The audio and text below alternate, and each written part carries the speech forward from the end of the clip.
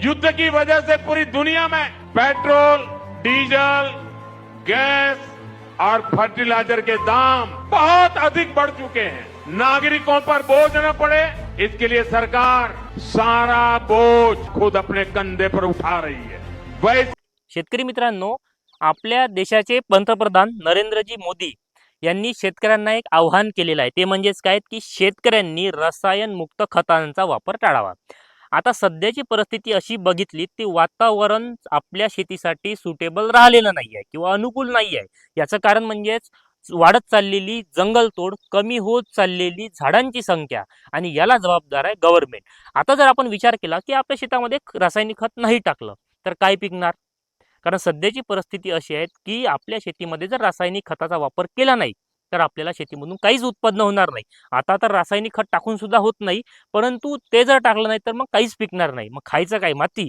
तर शेतकरी मित्रांनो, तुम्ही लक्षात ठेवा, आपण हे गव्हर्नमेंट खूप चांगलं आहे असं समजत होतो, आतापर्यंत मी पण मोदींचा समर्थक होतो, परंतु सध्या जर विचार केला तर हे गव्हर्नमेंट शेतकऱ्यांच्या पाठीशी अजिबात नाही आहे। कांदा अक्षरशः 1 रुपया किलोने, 2 रुपया किलोने विकणं सुरू आहे।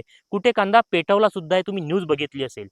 मग म्हणजेच काय की गव्हर्नमेंट हे फक्त दिखावा करत आहे, याच्यावर कुठल्याही प्रकारचं शेतकऱ्यांना कुठल्याही प्रकारला गव्हर्नमेंटचा फायदा शेतकऱ्याला होत नाहीये। की आता जर आपण रासायनिक खताचा जर वापर येते कमी केला किंवा टाकलं नाही तर उत्पन्नच होणार नाही, उलट यांनी रासायनिक खताच्या किमती हा वाढून दिलेल्या आहे।